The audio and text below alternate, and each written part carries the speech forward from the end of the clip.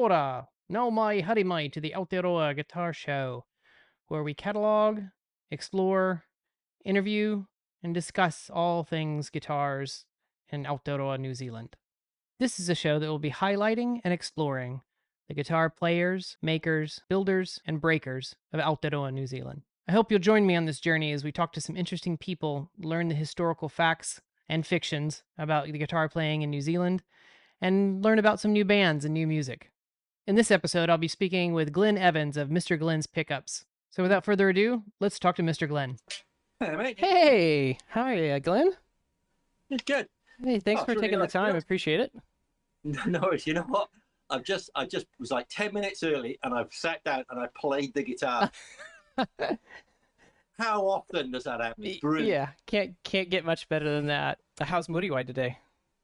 Oh, beautiful day. Yeah, the lovely day on the beach this morning with the dog, and yeah, and it was just really nice. Yeah, so I just wanted to chat with you today, ask you a few questions, see where that leads us to. Yeah, I'll go ahead and kick it off. You are an immigrant, as I assume from your website, as am I. You're from Wales originally? I am. Yep. Oh, fantastic. Yep. I mean, I've been here 18 and a bit years. And to be honest, I think I was always a Kiwi. Mm-hmm. Mm-hmm. I don't think I ever quite fitted in, you know. I was the guy wearing shorts and jangles when it wasn't quite appropriate to. So, Yep, totally understand. Can relate as well. Yeah. Hey, so tell me, sorry, I'm going to interview you now. Tell me about this podcast. What's the plan? What's it all about? Yeah, absolutely. I think that there is, and you've been doing some of this yourself as well, as I've learned. I think there's a lot of talent here in the country, both on the actual playing side as well as the building side, that is just not that well known in the world. So I'm trying to catalog a lot of that. I intend to talk to many players, as well as historical figures as well, who may not be playing anymore, but they have played in the past and recorded and or built in the past. I'm trying to track down whoever might be the Jansen expert for one as well. So I have a 620 that needs to be restored sitting down here, and there's a lot of people that are very, very into those amps. I see one in the background there for yourself. Yeah. What I did with. Yeah. So, and I think if I can swing it, I might try to talk to Clary, who's actually super local to me, I found out. So, okay. So I was going to reach out and have a chat there. So yeah, just kind of a cataloging and a way to kind of put some of this out to the world from what I've seen so far here in New Zealand, which has been amazing. The community's just huge and great. So yeah. Yeah. We all know each other. Yeah, it seems that way. You start that out. You start because, Clary's been through that a couple of times. Yeah. The first time he really needed to, and the second time he didn't really need to because he'd already done it a few years before. Previously. But lovely bloke, and they're really for the nuts and bolts of the insides of them. There's not really a greater authority. Nice. Talk to Simon Gottlieb as well. Yes. Simon Gottlieb. On my list. Yep. Your other guy, I suppose. Yeah. For the ins and outs and nuts and bolts, I'm not sure about the history, because he's a young fella like me. But Clary was, Clary knows all those people who were involved in making them. Oh, that's great. That's perfect. There's a real philosophy for repairers. I repaired guitars for 25 years, and there's an instinct that a lot of us have or had of keeping that as original as possible. You know, don't change stuff. But sometimes the customer wants you to change stuff, so that's fine. It's their guitar. Yep. You know, you've got to work that one out, and it's hard because you often see vintage stuff that was especially stuff that guitars from the early 70s, so stuff that was about 15 years old in the 80s. You know, it was its lowest value point. Yes. You know, you'll get stuff. Oh, it's got a brass nut now. It's got this. Someone's ragged it out for a super distortion, but yeah. And I don't look at that and go, oh, isn't that a terrible thing? Because that was that customer's decision at the time. Right. But yeah, I don't know. Personally, I'd rather see something that's been modified and with a different point in its history, Yeah. than something that's never been played. Yeah, and I think if it's almost better when you get it along with a bill of lading, right? Like here are the things that have been changed at certain times. And the other thing that I like to see is when something comes with all of its original parts in a little baggie. That's actually nice too, because there's still the opportunity to measure those and see if they are bound for the landfill, or if they're actually something worth keeping around for another project or something along those lines. So yeah, Sure, yeah, sure. So hey, I had a look at your YouTube channel last night, and I really liked it. Oh, I mean, thanks. there's well, you've got 31 followers now. You had 30 before when I got there, so, or subscribers, I should say. Yes. But it's really cool. It's like that algorithm needs to discover you, because I really like the stuff. And I watched all three. I thought, usually I would just have a little quick look and glance and go, oh yeah, that's what they're. But actually, it's really cool stuff. Yeah, thanks. Yeah, I mean, I'm on my own learning journey, and I'm trying to share that as I go through it. So it's that's kind of a passion. I'm a constant and forever tinkerer, and autodidact as well. So it's why not share some of that with the rest of the world. So that's been my kind of drive behind that. So thank you. I greatly appreciate that. But isn't YouTube great for that? Because people, you've got a curious mind, and you can't stop it learning stuff. Exactly.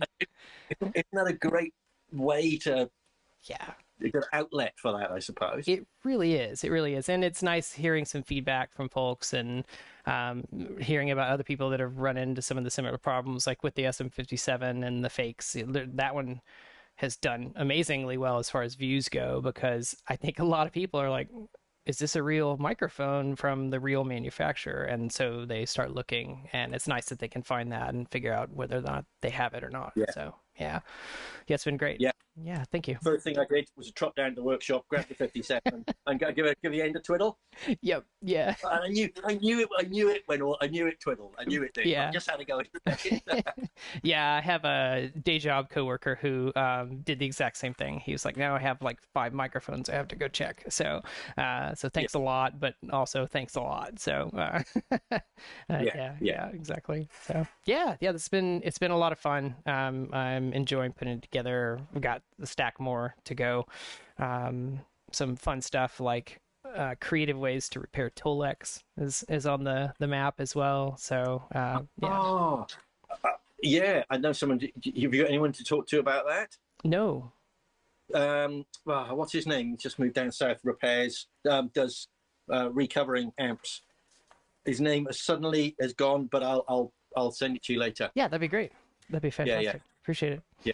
Yeah, like I said, I've got a long list of people to chat with, which is great. That's going to be a lot of fun, I think. So, getting to know some of these folks, and hearing what they're about and how they're getting on here. So, if you have some time there, I'll shoot some questions at you. So you build pickups, but you also do restores and rebuilds of pickups, or just pickups? Yes. Okay. Yeah, so if you have not yet, but only pickups. I used to do everything, but now I'm just doing pickups, and so I don't touch guitars, and nobody can make me. That's fantastic. Yeah, it's good to know that you're focused solely on pickups now. Yeah. I have one of your Cloud 9s in one of my guitars, and love it. It's in the neck and just sounds so sweet. It's just like the perfect pickup, but has the growl when I bring that volume knob up as well, which is it's so much better than any of the other pickups that I've had in there. So it's great. Good. Yeah. So I'm gonna guess that building new is probably more straightforward than repairing, but I'm assuming that repairing or restoring pickups it has its own fun challenge to it. Can you tell me a little bit about what that looks like compared to building new? Yeah, I mean, it just depends on what's there. Often you don't have to rewind them. Often it's we're talking about wire that's. I mean, it's stupidly small. I mean, I've got a video on YouTube where I'm standing down by the sea. Yeah, it's a and great there's an video. island 1.5 kilometers away. and that's how much wire is in a Strat pickup. So you can imagine how thin it must be to fit, to fit into space the size of your finger, 1.5 Ks. So it's so it can break. There you go. And funnily enough, I've just done a couple of repairs this morning, and they're with humbuckers where the wire from the winding goes to another thin little wire, well, thicker, but it's still quite thin, and then that goes out. Yep. And that's where that winding was joining that other wire had just broken. One of them had been handled a bit roughly. I see people picking pickups up like they were house bricks, and like you've got to treat it like it was a baby mouse. Yeah. It's so easy to. Is there a word for a baby mouse? Probably. Anyway, we shoot off on some zoological tangent, but so often it's a break like that. There's also a common repairs like 70s Strat pickups. They very, very commonly start sounding really thin, and that's actually a break in the winding. Okay, I was going to ask, is it like a loss of insulation, or is it a full-on break in the winding? Because this is insulated wire as well. It's run through a bath of lacquer or enamel or whatever it's coating. Now, those 70s ones were potted, so being they dipped in wax after they're manufactured to stop the winding, vibrating. Now, the 70s ones were dipped in lacquer. Now, lacquer can degrade over time. So I don't know exactly why it's so common with them, but that seems to be the common factor. Interesting. Is that more, the thought is amongst quite a few people that lacquer degrades. So if you imagine it checking like you would get on an old guitar, and it comes inside the pickup, so it just takes the wire out with it, or at least the insulation. I see. Yeah. So commonly, you would expect that to be, you put it on test meter, it says open circuit. So you go, oh, well, that's broken. But actually, they still make a sound. Okay. But it's very, very thin. Because they're sort of held together kind of by capacitance, really. Yeah. So they're not really working properly. So that's a very common one, is the 70s Strats. And that's kind of what I learned on. Oh, nice. It's always good to start with the one that fails the most. So when I started winding pickups, which was in the sort of mid to late 90s, they were considered old rubbish. Because they got that 15, 20-year thing, that they got to the lowest point of any value. Mid-70s Strats were not considered fancy pants vintage things like they are now. Right. So if a pickup went, well, we'll put a nice new one in there. So there were lots of them around that were dead. So that's kind of what I learned on, was mucking about with cheap pickups, which is what they were. Isn't it funny how the world changes? Yeah. And going, you see how many windings can I get on one of these, and before the whole thing bends and falls apart and all that kind of stuff, rather than trying to restore them to vintage. That was what I was into at the time, Whereas now, you put them back to what they should be. Right. Yeah. Oh, that's fantastic. Yeah. So you play out as well as build the pickups and do your other work? Fantastic. Yeah. What's your go-to rig when you go and play out? Jansen. The Jansen? Nice. Old Jansen bass. But that was a head which I built into a combo. Oh, nice. So I wanted a half open back 1x12, just because it's much more convenient. And then I can angle it back to point up at me as well, which is what I want. I don't want it all out going through my knees to the front of the house to disturb other people. Right. So I use that. I'm more of a pedal guy than an amp overdrive person. So that's, it clips a little, like all valve amps do, but most of the stuff comes from the floor. Currently, I'm using an Epiphone Flying V. Nice. Because I used to be afraid of not being flash enough for a guitar like that, and I don't care anymore. But pickup wise, that's my test area. Doing gigs is the R&D department, because every pickup needs to be, I test it in here, different amps, different pedals, different whatever. But until you get it in front of a drummer, you don't know. Yeah. Yep. You know, I actually come from a drumming background, so right. I've always been guitar adjacent for a very long time. But yeah, I picked up my first guitar in like '91. But yeah, so that mix is always the interesting bit. Yeah, Yeah, and I think yeah. that's a And do great you? point. And it's a lot of it's in the clarity, well, high end clarity, but also the bottom end, and it's often too much bottom end, especially neck pickup. You know, if you go to the neck pickup and you just evaporate into the swamp, then it's not going to do you any good. So yeah, that's a good test. And practicing with a drummer and bass player, really cool. But with a gig, you know, they've done a few gigs at every prototype, and you're in different rooms in different situations, and then you start really getting an idea of it. And not only that, but it's the feel of it. Nice. Now, as an amp guy, you'll know Mm-hmm. that you plug into a transistor amp or you plug into a valve amp, and it feels different under your fingers. Yep. And you can't quite ever explain that to a non guitar player. But pickups feel different, you know.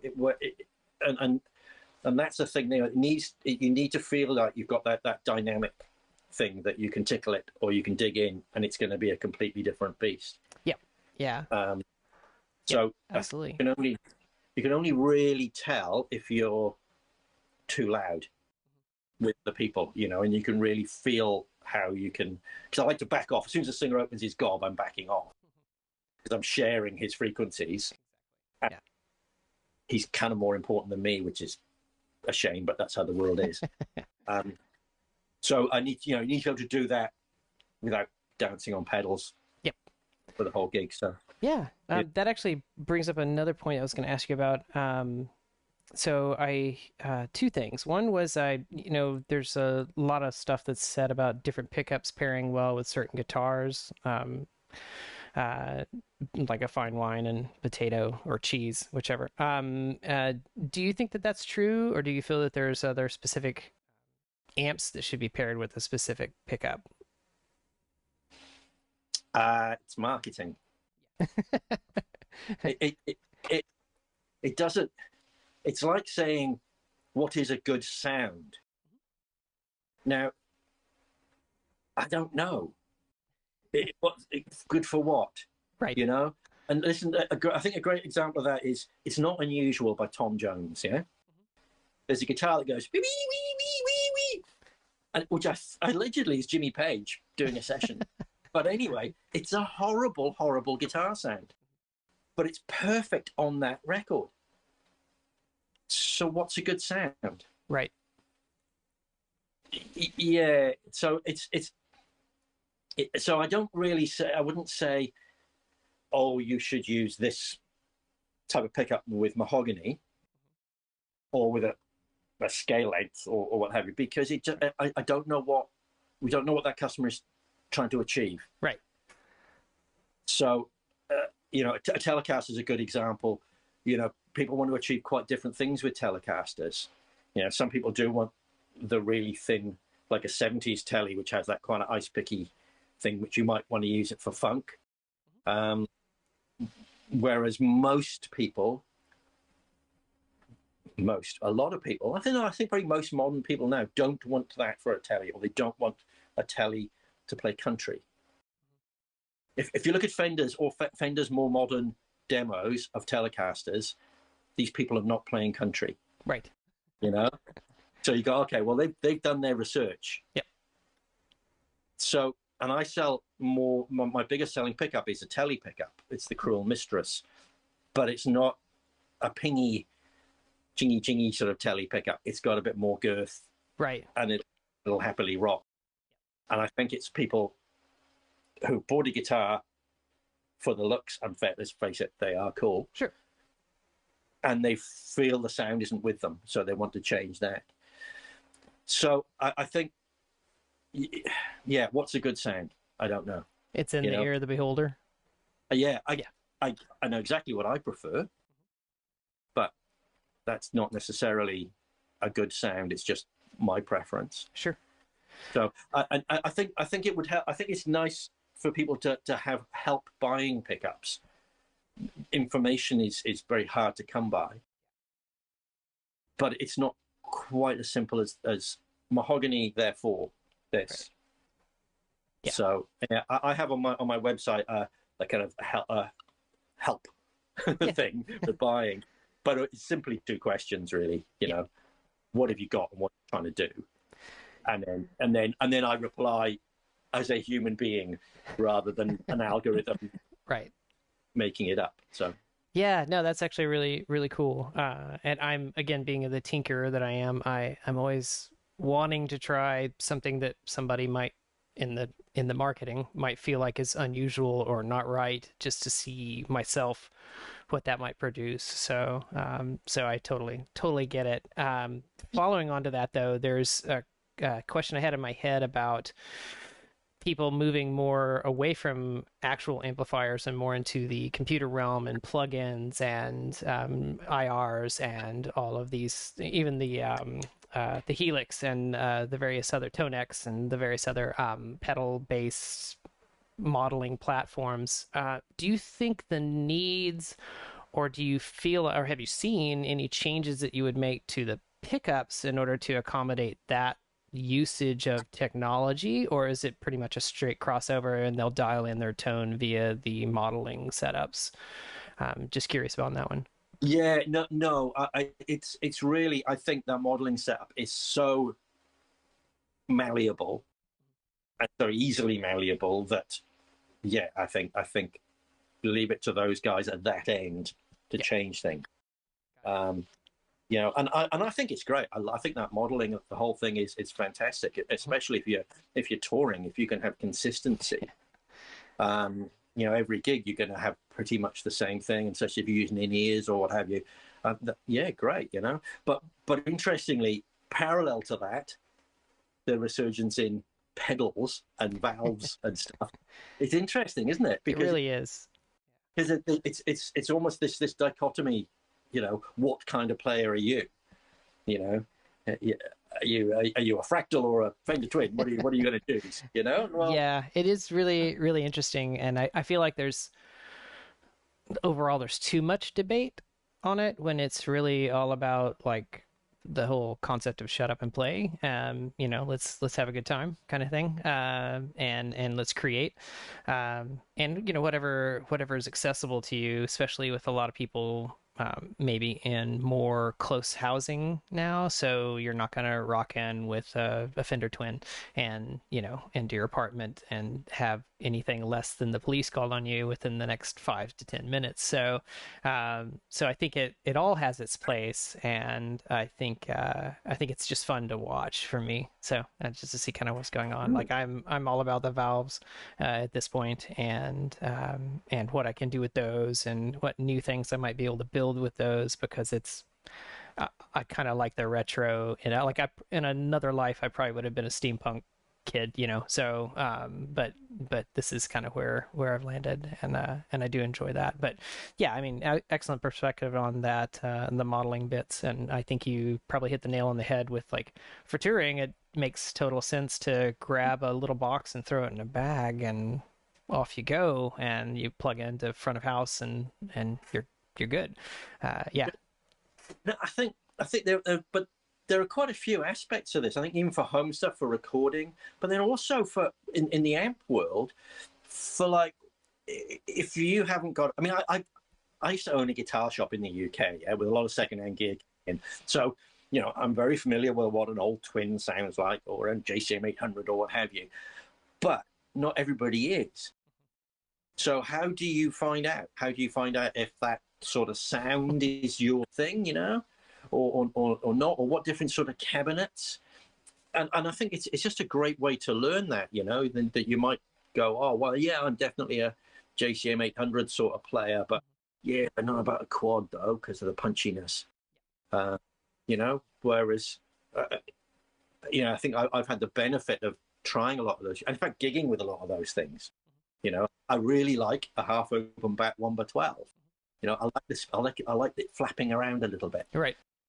You know, whereas a quad, you ever done any? Do Yeah, you play yeah, out? yeah. I don't play out, no, but yeah, like I said, being adjacent, I've had last band I was in ages ago had full stack actually. So, but yeah, which it moves mountains. But yeah, I mean, a quad has that kind of almost a boominess to it, and having that close back makes a big difference. That I actually built a 2x12 myself, and I put a full close back on it, and I love it. But when I do any recording with it, I have to drop the bass massively because the Yeah, whole back yeah, baffle is just reverberating with the speakers. So yeah.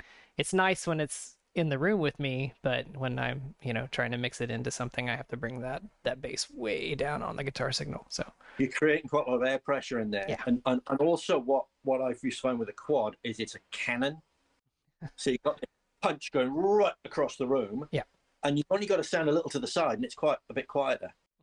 Uh, which is just what I mean. Why would you do that to a sound guy? yeah, This poor person's got this thing blasting guitar across him.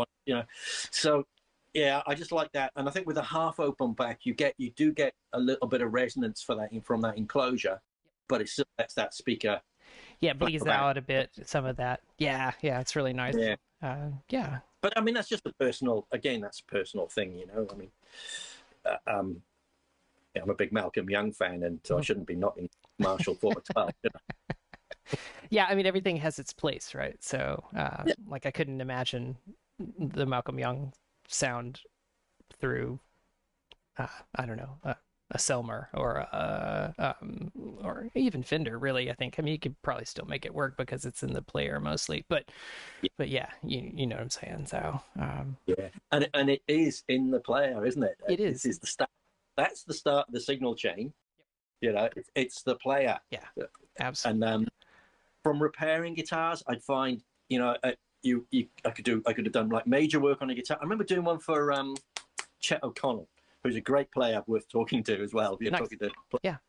And I refretted his Strat. So I spent some time with this guitar, and I thought, lovely. And then Chet comes in to pick it up, and he plays it, and it sounds completely different. I mean, at least 800 times better because he's a fantastic player. But really, it felt good to me, but in a obviously differently to him. And that's I always find that interesting. Yep. What would I sound like with Brian May's rig? Right. Sound like you. Unfortunately, I think that's the truth. Yeah. Yeah. Yeah. I did want to ask you, what was your actual first guitar and amplifier that you had? Oh, right. It was. I was 16. I'd been saving up for a motorbike, and I was around my mate's house, and he lent me his brother's record of High Voltage of AC/DC. Right? Nice. Like people will lend other people's stuff when you're a kid. Yeah. And that completely changed my mind. And I bought a guitar off him that his uncle had made. I'd put together from bits. Nice. I don't even know what it was really, and I don't have it anymore. And I'm sure it was pretty bad because there weren't guitar kits available back then. Yep. And as an amp, I had an old radiogram with an oval speaker or valve radiogram. And that was awful, and I couldn't get distortion out of it. And I bought the cheapest distortion pedal I could find, which at the time was a Ross distortion. Okay. Which now suddenly become really cool. Yeah. So say I have a book with a picture of that in it. So yes.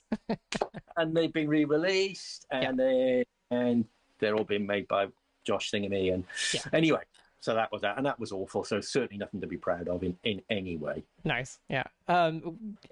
Similar to that, what would you say is the one guitar or amplifier that got away that you wished you had back, or is there one? Yeah, there is, and everyone's got the story. Yeah. Sure. No, it was. I had a pre-CBS Duosonic. Oh wow. It was it was really nice, and it was great for that. If you're trying to write songs or what have you, and you get stuck, you pick the guitar that's completely different from all the others, and it had the narrowest neck ever. Wow. It was great. Yeah, and I sold it very, very cheaply when I came to New Zealand. Ah, gotcha. Yep. But Yeah, it seems like moving will do that to you a lot. yeah, I don't know why I didn't take. I shipped everything else because I had like half a container or whatever you get, Sure. and you know, amps and guitars and stuff. For some reason, I sold that one. Yeah. Yeah. Yeah, the one that got away. Yeah. Yeah, but there you go. So what are some of your favorite Aotearoa artists that you're currently listening to, or your favorite to go back to? Well, funnily enough, the last album I actually listened to, which was this morning, is Warren Mendonça, Blackstrap Blues. Have you heard him? I have Calls not, himself but Black. yeah, that's going in the playlist. So Absolutely, yeah. He lives in West Auckland, actually. okay, cool. Yeah, just yeah. You have to hear it. He's. I've actually had a couple of lessons off him online as well. A couple of guitar lessons to try and get me out of what do they call it? The plateau or something. But it's actually it's a rut. You know, it's not. I'm not at the top of a hill. I'm at the bottom. It sounds better as a plateau rather than being like somewhere down in the gutter. Yeah, totally makes sense. Yeah, and I just needed a bit more information. Nice to pull me up, and yeah, now I need to apply that. Yeah, which is taking time. But no, what Warren Mendonça, it just that's great. Absolutely, yeah, mind blowing player, lovely bloke. Fantastic. Yeah, yeah, I'll add that one to the list as well. How did you get involved in building the Tu Mautau? Sorry, I'm going to mess that one up. Tu Mautauenga pickup. That's all right. Yeah. Well, look at this. I've got my alien weaponry T-shirt on. Yeah, that's fantastic. I saw that. Yeah, I like them. I like the band, and we had a conversation about maybe making them a pickup, and then time passed and we forgot, and then Neil, who's the manager and the dad, contacted me. They were actually on their way back from the US. I think he was actually at the airport and had nothing to do, so he can't go in touch with me. I said, "Should we get this rolling?" Yeah, sure. So I went up there because they're like 2.5 hours up the road, and so we went up and had a listen and a chat, and then came home, went some pickups. Went back and then went back and forth a few times. Their rehearsal space is actually there where they live as well. So nice. So it was literally on their kitchen table, swapping pickups and going off and plugging in the Marshall. Because he's a proper amp guy as well. Nice, very nice. Which is good, yeah. Because a lot of those metal guys are, laptops rather than big amps. So that was great, and of course the drums there as well, so you can put it all together. So that a few trips back and forth, and yeah, we ended up with something that everyone was happy with, and then it was the design of it. How are we going to what the look? It needed to look different, otherwise it's just got somebody's name. Right. So that came from them. I kind of gave them an idea of what we could do and how an insert could be put in with later, but I didn't want to, the design, the look of it is theirs. It's not not mine. Yeah.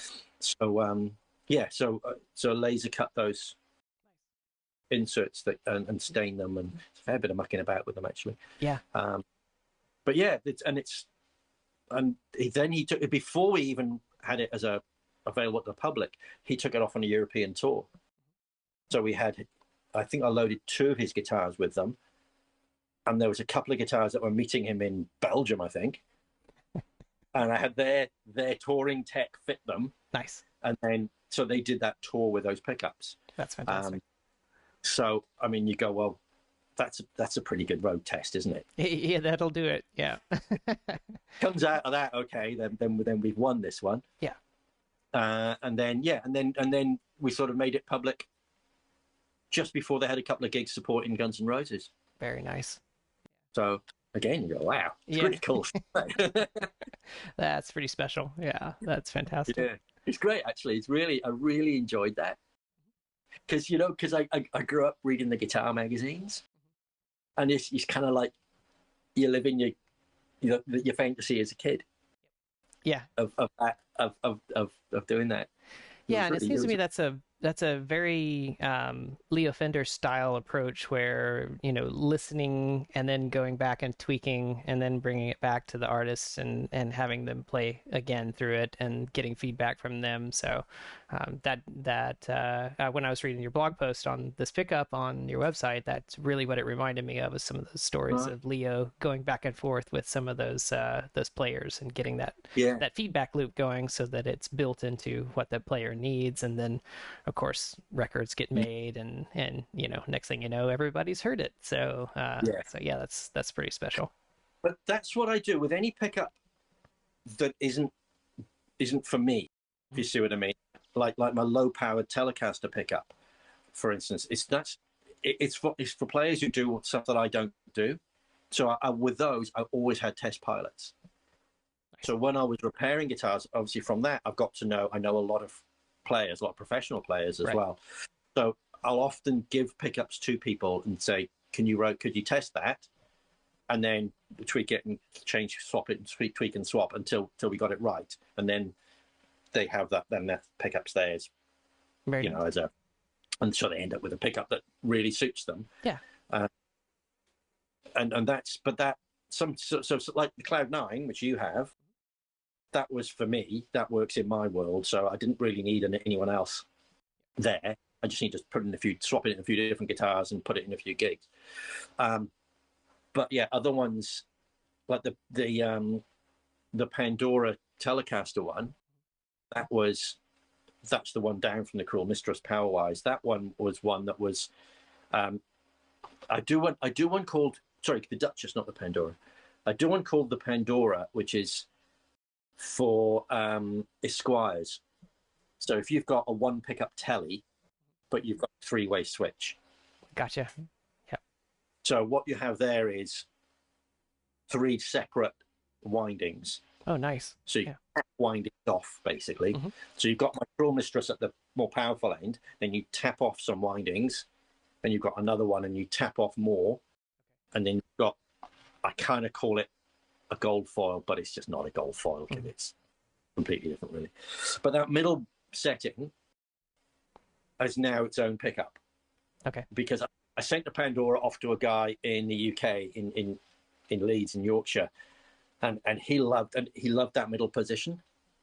And after talking to him, it's like, oh, okay, well maybe I can make you one of those. And he's in a Bruce Springsteen tribute band. Okay. Being Bruce, with Yorkshire accent, and so he wanted that. So cool. Well, we can do that. So that went to him, and it's him that does the demos on that, because that was kind of all led. That was driven by him, really. Okay. That particular pickup, but of course that there's plenty of people who want that. That's actually a really good sound. There's a bit of a gap in my telly range, anyway. Yeah. Oh, that's super interesting. And so you said earlier that you have questions on the site where you can help maybe direct people to the right pickup, and then you also provide feedback. So what I wanted to do right here, right now, is show you a guitar I have, and then basically talk through maybe some options for it. And like I said, I have what I like to call Wade's home for forlorn toys. This is a PRS. It's a signature model. I don't even think PRS claims these anymore. They've just kind of shuffled it off into the annals of something they hope everybody will forget for some reason. It's a fantastic guitar. I love it. The triple humbucker is a little strange for me because I've never had anything like that before, and I did get to the point where I lowered the middle pickup because I would keep hitting it with a pick attack. So that was something that I can either change my playing style or I can lower the middle pickup. But I always kind of wondered, like, what could I do with a different combination of pickups that I could put in here? And I've always liked the P90 sound, so I've always thought maybe the middle pickup could be a P90, and I could go with something like that, and obviously change the wiring for the switch to accommodate that. But yeah, ideas, options. What does the wiring do now? What's the switch do? Great question. So, typical bridge neck for each end of the throw, and the middle actually is a blending of bridge and the center pickup. And I Okay. think it throws it out of phase. I haven't actually looked at the wiring super close at this point, but it gives it a much more of a single coil sound when you put it in that mode. So a little more twangy, a little more of that single coil Sure. bit to it. It's not. It's a little different from the Gibson Yeah. three pickup ones. I think if you're going to have three pickups, then a few more options are probably. And this is not me talking pickups. I'm talking about the wiring, really. Yeah. Those switches, the name of which I can't remember, that G-Mac do, give you more positions. Yes. Because it'd be quite nice, you three pickups, to have like the Strat type setup. Yep. Where you've got those sort of quite logical combinations, really. And then you've got four knobs, so you could have a volume for each pickup, or you could have a master volume and on a tone for each pickup, or and that's probably more up to what you're likely to use there than. Sure. But I'd look at those options first, really. Yep. That could really help you out. Now, what do you want me to do? What do you play? What sort of music? Yeah, so I'm a little all over the board. So I do like playing more bluesy stuff, but what's the word?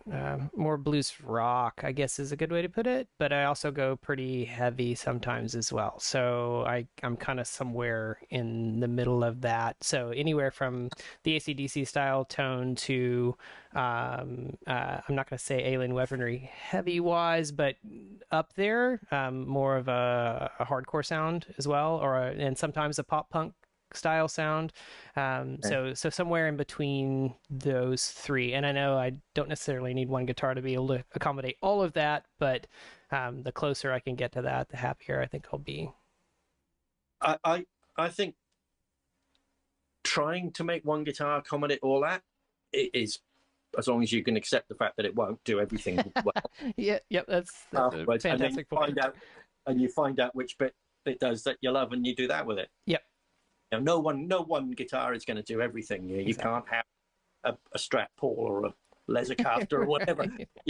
It's just silly to try in some ways. But anyway, having said that, it does sound like to me that because my humbucker size P90, the Black Sand, it's a P90 in the fact that it's constructed like a P90, but it's not the same as like a vintage Gibson P90. Okay. Because you physically cannot fit that into that size. Right. Because they are a very flat, very wide coil, the old P90s are, like a soap bar, and they fit in the soap bar, they physically won't fit in. So what you do with a humbucker size one is it's wound with thinner gauge wire. I see. Which changes stuff. If actually you look at the K-ohms, it looks pretty similar, but actually they're quite different sound because it's different wire. Ohms not being a measurement of power, right? But that's another rant for another time. But they're actually quite suited to a lot of styles. So for instance, Warren Mendonça, who I mentioned earlier on, has got a set in DS335. Yep. But then also Jimmy Christmas from D4 has a set. So he's got a much more aggressive punk type. Yep. That angry shouting at your sound. Yep. So it's a different, like a normal P90 will have a woody clonk going on. So there isn't quite they're more clear than that. Okay. So that sounds to me like a good option for you for actually quite a few things, because they'll grit up. Yep. In that a lowery gain Malcolm Young way. But then you've got a nice bit of neck pickup clarity too. I mean, I've been doing the last half dozen gigs with one in the neck and a Cloud 9 in the bridge.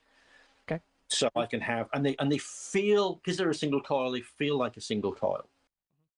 You have that less compression and that slightly more dynamics. Yeah. So definitely, I'm thinking of one of those. Okay. Or two of those, or even three of those. I'm not sure about you. Yeah, I'm wondering if that would be a good neck and bridge. I'm almost thinking of a Filtertron for one of them as well, but probably just because It would I look feel like cool for sure. yeah, Yeah. that's probably why. And I'm also thinking, oh, there's 3 pickups. Let's have 3 different ones. Yeah, yeah, yeah. That's gone through my mind as well. It's like how weird can I make this already weird guitar? So Although yeah, Filtertrons are a different physical size, you can get the surrounds that are adapters. that'll fit in. Yeah. They're a nets longer, but they fit nearly all Yep. humbucker out. And Nice. there's the surround. Yeah. But I mean, yeah, I'm not sure if I'm saying that because of the look. Right. And then bridge pickup. I'm not sure really. Depends on how you're going to go with the bridge pickup. Mm-hmm. What you're going to do with it. So yeah, my other guitar that I have the Cloud 9 in the neck, I have a Dirty Fingers in the bridge, and it's not the newer one. It's when they first reintroduced them back in, I think it was the late 90s or early 2000s, which has a little bit of a different sonic feel to it, from what I've been reading, at least, because I haven't purchased one of the new ones. But anyway, I've had it sitting in a box for ages, and so I finally pulled it out and threw it in this LTD ESP, single cut, and I love it. It actually sounds wonderful. It sounds really good in that guitar, and it's obviously quite hot, and I do kind of like the way that feels when I kick it in. So I think I would probably lean towards that, just because I really do enjoy having that kind of sound in a single cut guitar specifically. So yeah. I would. I'm thinking more Cloud 9 bridge. Okay. Because you can. They're so like I use them in our covers band, and I don't like changing guitar mid gig. Right. You know, I kind of think, who do I think I am? Yeah. You know, it's all right for the edge, but I'm just a bloke in a pub in Auckland. It's just, ugh. So I like to keep the same guitar all night. So it's a pickup that'll do a lot of different stuff. You know, I want to do the more backed off stuff towards the beginning, and then at the end when we're doing Sandman and Killing in the Name, Right. you know, I want it. I want to be able to. I like it sort of feeling like I'm just barely hanging on to it, kind of, Nice. you know, and it'll run away, it'll run off on its own if I don't. Yeah. If I don't. Tight. Yeah. Yeah. No, that actually, and from my experience with the bridge, Cloud 9, I think that makes total sense to me too. So Yeah, sounds like the right kind we of thing. go Cloud 9, Black Sand. Yeah. Yeah, Yeah. That actually. and then your wiring.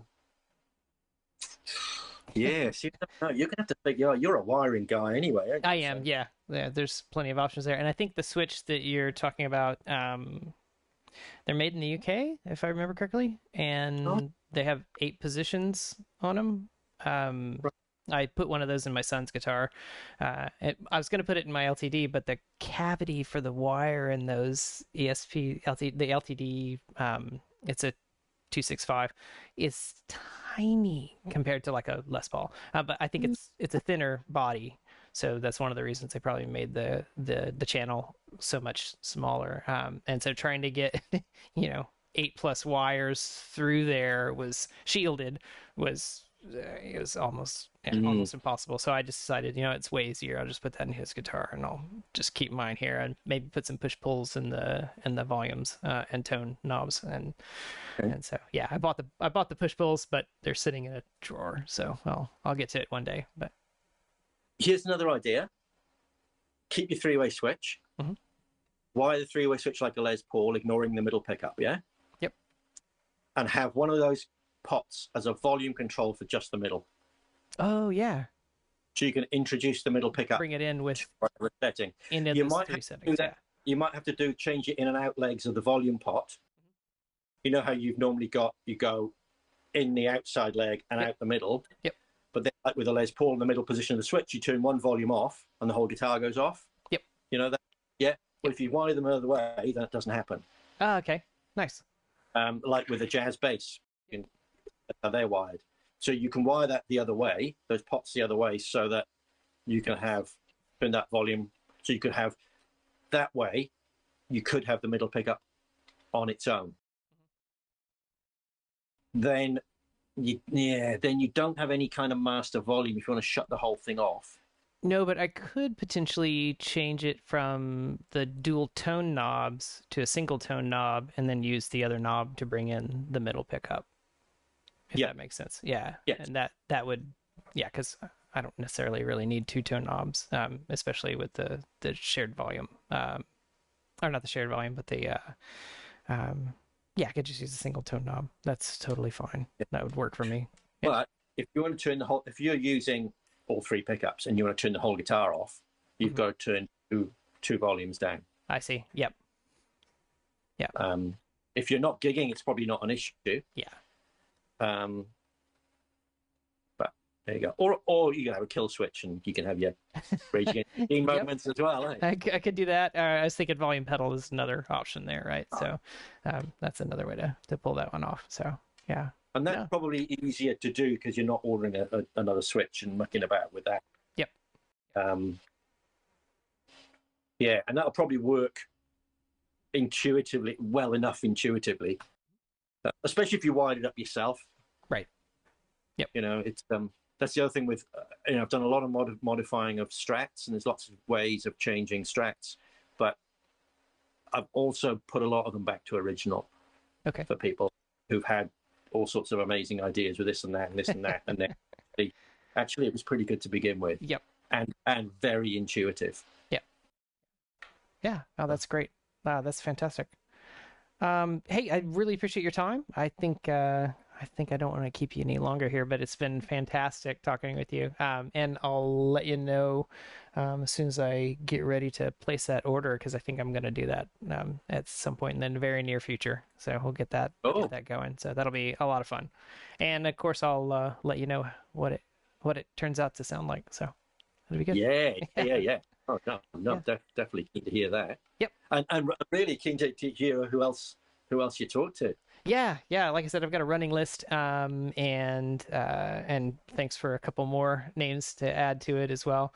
Been doing a lot of research, which has been actually so much fun to just start looking around, seeing who I should talk to, and reading what I can about their history, and then finding out about that. So it's gonna be a lot of fun. Yeah.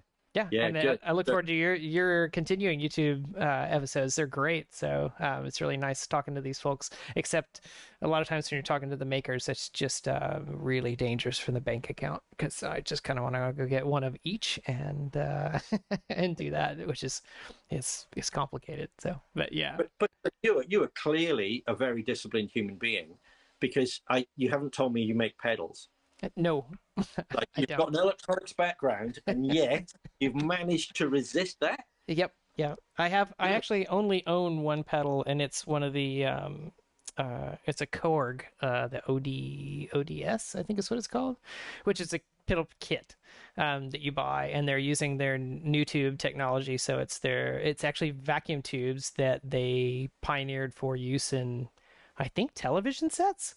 So it's only like this long and about that wide, and it's mounted right onto a service mount right onto a circuit board, and it was just kind of a fun thing to play around with. So I got it, and it's a fine overdrive pedal. I think Josh did a video on the 3 Korg new tube line just recently, and it was included in that one. Wasn't one of the ones that blew him away, but for me it's an overdrive pedal, and it actually sounds pretty good. And the only thing is, if you stomp on it, you can get a whine that comes out of it, because the pedal is somewhat sensitive, or sorry, the tube is somewhat sensitive to vibration, so it'll get a bit microphonic on you. So they send you a nice little piece of foam that you can mount it on, and I'm like, oh, it's like a little mattress for my little tube, and it's not really, but it's a really firm mattress apparently. So it bounces around a little bit, but for my needs at this point in time, it's fine. Yeah, thanks again. Cool. Your stuff is amazing, and I've been super impressed. So